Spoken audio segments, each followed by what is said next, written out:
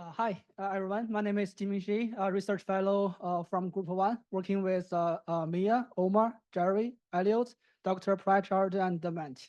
I'm going to present the work on climate emulation using deterministic and probabilistic deep learning models.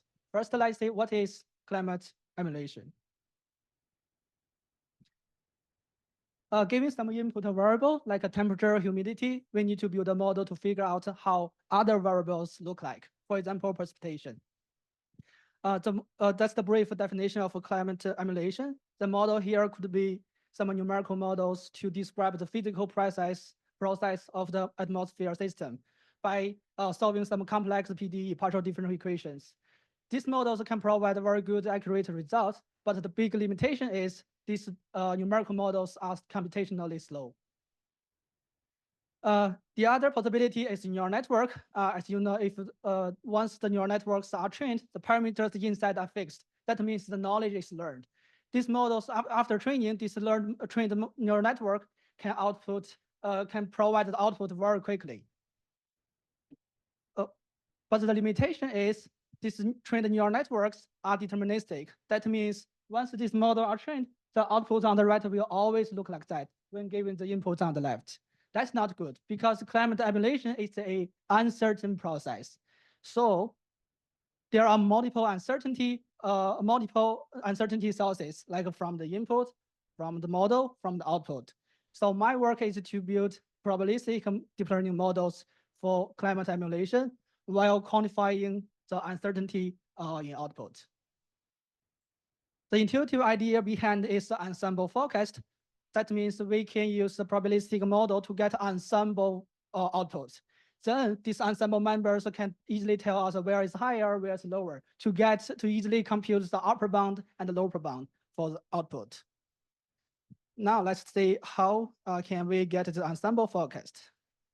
Compared to the traditional deterministic model framework, which directly mapping the original input to output, we consider this task as generation task. We can generate some realistic sample using different diffusion models from the pure noise.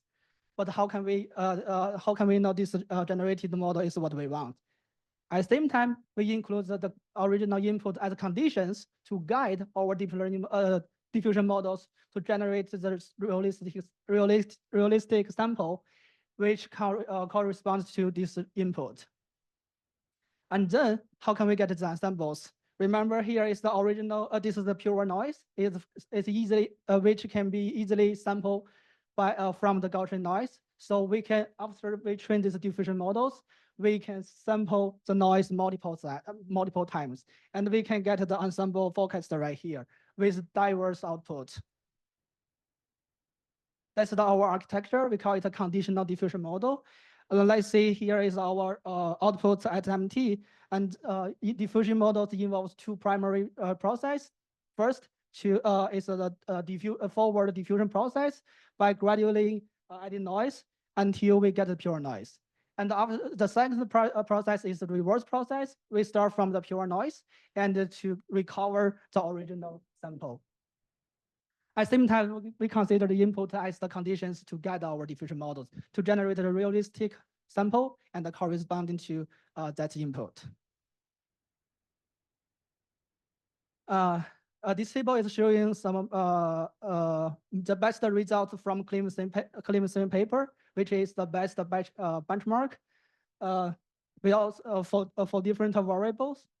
We also provide the variable values, the range of different variable values.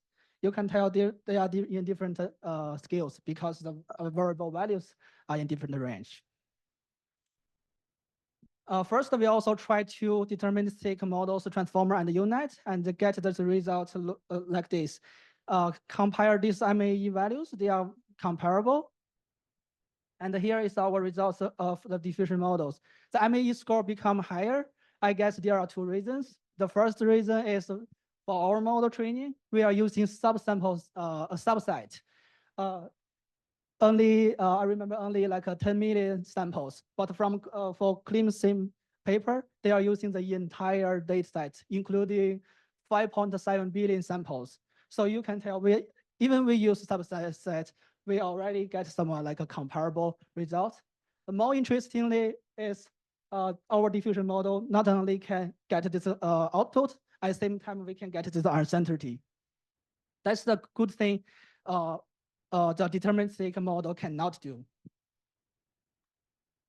This is the visualization of our model. The red line is a ground truth value for this variable, and the others are different predictions, the ensemble forecast. Based on this forecast, ensemble forecast, we can easily get this upper bound and the lower bound for the prediction. So again, that's the thing deterministic models cannot do. Our diffusion model can give us the multiple predictions while quantify the uncertainty. For example, here we have the upper bound and the lower bound to make this very suitable to make the flexible decision making. Yeah. To summarize, my ultimate goal is to build a diffusion model. Well, consider the accuracy, efficiency, and the certainty. It's like there is a trade-off between these three properties. All right. Next is the RU student work to study like scaling law, how prediction errors, how the uncertainty change over different data size and the model size. Let's see Mia's work first.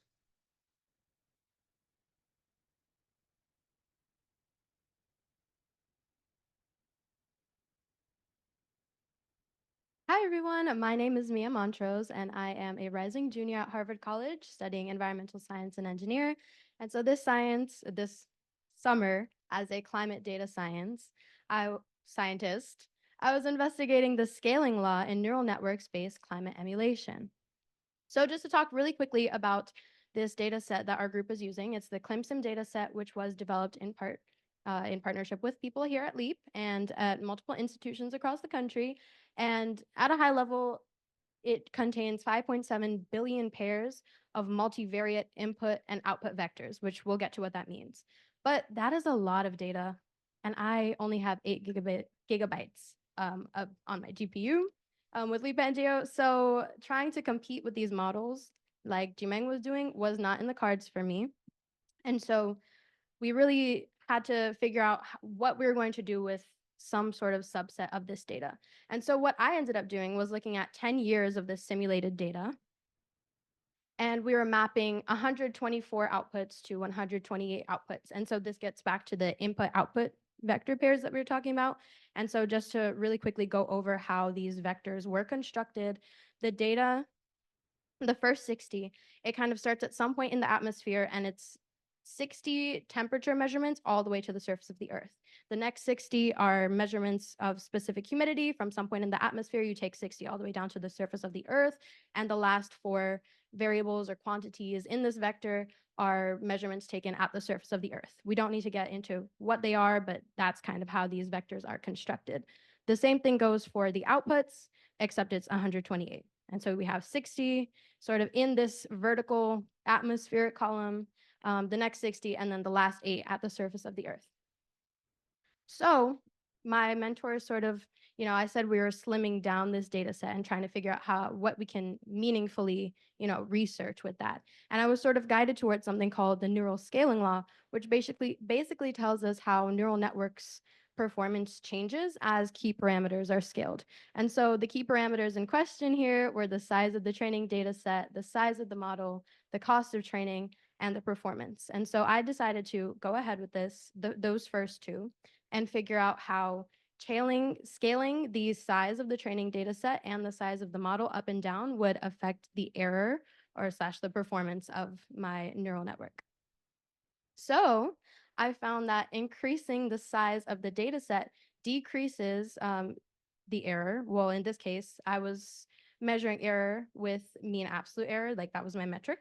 And so this makes sense to me because intuitively, as somebody said, if I'm trying to find the average age in this room and I ask one person, my average will be so much better if I ask 20 people, right? So we're increasing the training data set of this neural network. And what I did is I ran the neural network by fixing it at 4 layers. And then I changed it So we started off with 200 samples or vectors, and then we went to 2,000 and scaled by a factor of 10 all the way up to 2 million. And here we just see an overall downwards trend, which is telling us that the model is performing better as we increase that training data set. So I did the same thing with model complexity, and that's just the amount of layers in my neural network. Again, I fixed one of the parameters, so I kept it at 2 million vectors or samples, and I increased the amount of layers. And so on the left-hand side, or this graph, we can see a really dramatic decrease in the mean absolute error as we go from 1 layer to 2 layer. And then on the right-hand side, I kind of zoomed in so we can see that more, granular change over 2, 4, 8, and 16 layers. And again, there's this overall downwards trend, which just overall tells us that increasing the size of the data set, I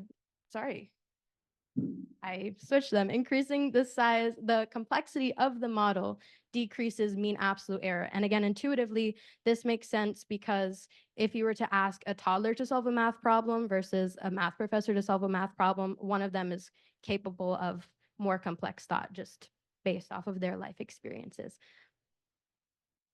And so, as Jimeng was telling us, uncertainty is important. We want to know how uncertain these models are. And sure, it's giving us this prediction, this line in the middle, that's our prediction. But we also want the model to be able to say, okay, well, we're sure that there's some accurate prediction within this range, because that's what's really going on.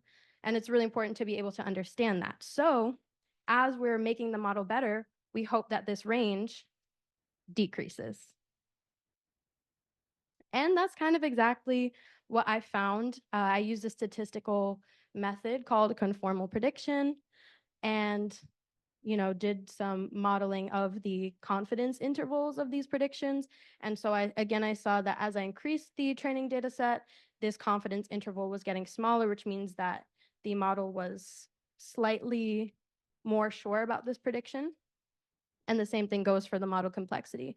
As I increased the complexity of the model, it got a lot more confident. And so if you look at the range of this confidence interval for a less complex model, it ranges from negative 0.5 to 0.5 units. And on the bottom here, it's going from negative 0.1 to 0.1 units. So definitely shrinking. For further research, I think it would be interesting to develop a mathematical scaling law. I think it would be interesting to link domain science to what I'm doing here and make bigger conclusions that way, do more hyperparameter tuning, and scale error for larger data sets. Thank you. Hello, my name is Omar Abdelazim. I'm an undergraduate at Clemson University studying computer science. My project is on understanding climate data, prediction error using machine learning models. Oops. Okay, so for a background of this project, computational power limits physics-based climate models, and machine learning is can be used to be more accurate and efficient, and to overpower that computational bottleneck. And so we investigated this using a data set called ClimSim, and that is how we essentially modeled the climate data. And it had input and output variables over different geographic locations. And we analyzed those using a machine learning model and tried to find and analyze the best ways to predict input and outputs across an area. So the goal is essentially to understand how prediction errors in machine learning models are affected based on either parameter, model parameter, and or model the data input size. And so here's just an example of like a snapshot of like a model architecture, and it just shows you, you have 124 inputs, which is a specific number, which I'll get into, and you have all these layers, which filter it into different layer dimension sizes. And that's sort of how, just on a high level, the model processes the data that's inputted into it. So in this study, we're looking at vectors that are 128 input dimensions that we use to represent the input climate data, and output vectors that are 124 dimensions. So these all represent the climate data, and it varies by geographic location. And actually, it's 124 input dimension and 128 output. So here's an example of a table that we use to look at the variables that are input and output into the model. So we have, like, for instance, temperature, specific humidity, and so these are more like scalar values. And then you have like things like insolation, heat flux, latent and sensible. So these are both like differential values that are modeling a change between two different variables. So those are sort of some of the inputs we have. And you can see the sizes are different depending on different variables.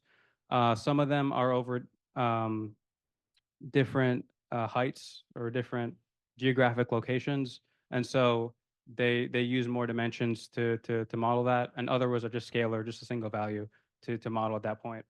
And then we have some output variables as well. Similar deal with how they're sort of classified as a scalar or as a vector. So here are some results that I had from analyzing certain models and looking at the results. So here's a loss metric across several different variables. So these are 12 output variables that are selected, and they're all graded on the same unit. And you have two different types of models I tested, which is a constant model and multilinear regression model. The multilinear regression is in blue, and the constant is in orange. And these two models, you can see the difference in the accuracy of how well it predicted those output variables. So the constant model just averages out that output variable as its prediction, and the multilinear regression model uses like a best fit over using multiple parameters, and it better models the variables because the loss is less overall across the variables. And this specific loss metric we're using is the bias.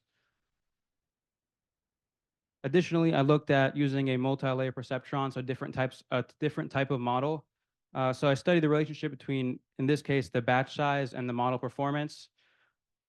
So I looked at a batch size 256. So what a batch size is, which I should probably explain that, is the amount of data you're feeding into the machine learning model every time it updates its parameters. So I used the batch size of 256 initially, and then I dropped it down to 128. So I wanted to see if the model updates more frequently using less data, would that make it possibly generalize better?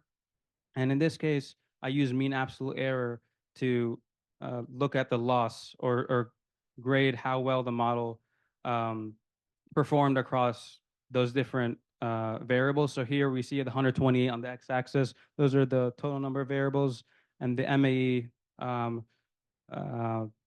score for each of those variables is listed essentially. So the result that this data shows is that a smaller batch size in this case allows for the distribution to be smaller, which means that the model is better predicting the data that it's trying to output essentially, or the data it's trying to predict. So moving forward, I plan to test out other types of models. So there's convolutional neural networks and diffusion-based models. So those might be promising in terms of getting better results and less loss for the model output predictions, and using different loss metrics as well. So here we use MAE, but we could use other ones like MSE, CRPS, R squared, and I showed bias briefly too. And then changing the different MLP parameters as well.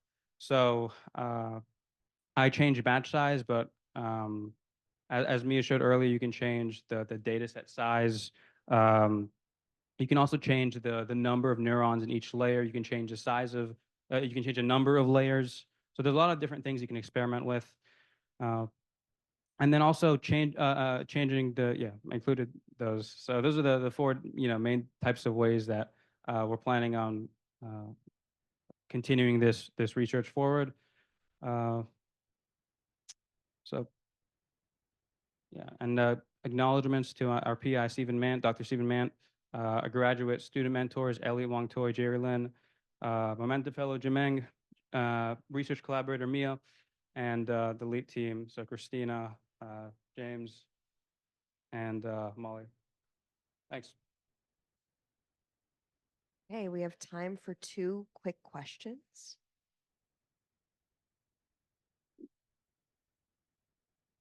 A question for Jimeng. With your method, you have that sort of white noise as an input. Sorry, say again. You have the white noise as Yeah. an input. Is it essential that that's like purely white noise, or could it be noise with the spatial temporal correlation? That's a very important point. That is the pure noise from Gaussian, because the thing is we want to convert this original sample to some pure noise. There's no one to tell some sample from this pure noise.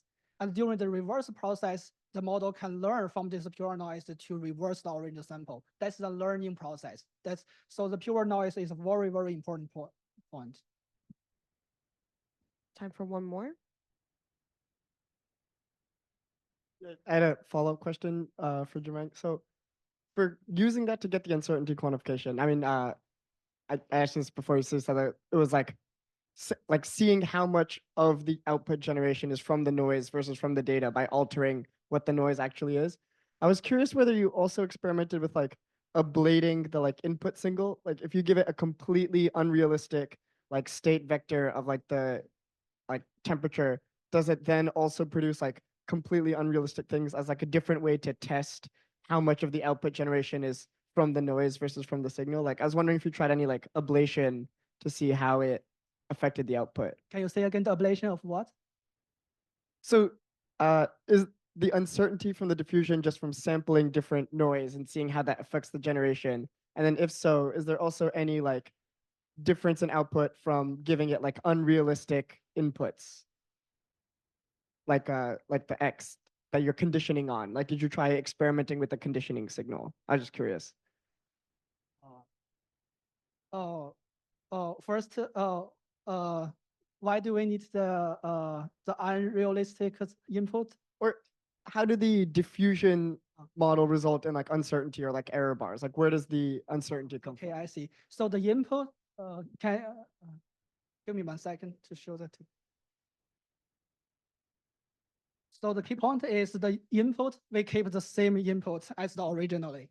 But the answer, the noise is a sample from the Gaussian noise. We can, if you consider a 2D Gaussian, most values are around the mean value. So that means this noise most of this noise are around that mean value. But sometimes we can sample some noise like with 1 sigma, the standard deviation, 2 sigma or 3 sigma. So that one is important to quantify the uncertainty, because in reality, the prediction error actually is a Gaussian process. That means if your model is good, most of the time the model should output the accurate result, but sometimes also fails. So this noise is a sample from a Gaussian noise and can model that uncertainty, because we are sampling many times from the same Gaussian distribution. Okay. Thank you so much to all 3 of our presenters.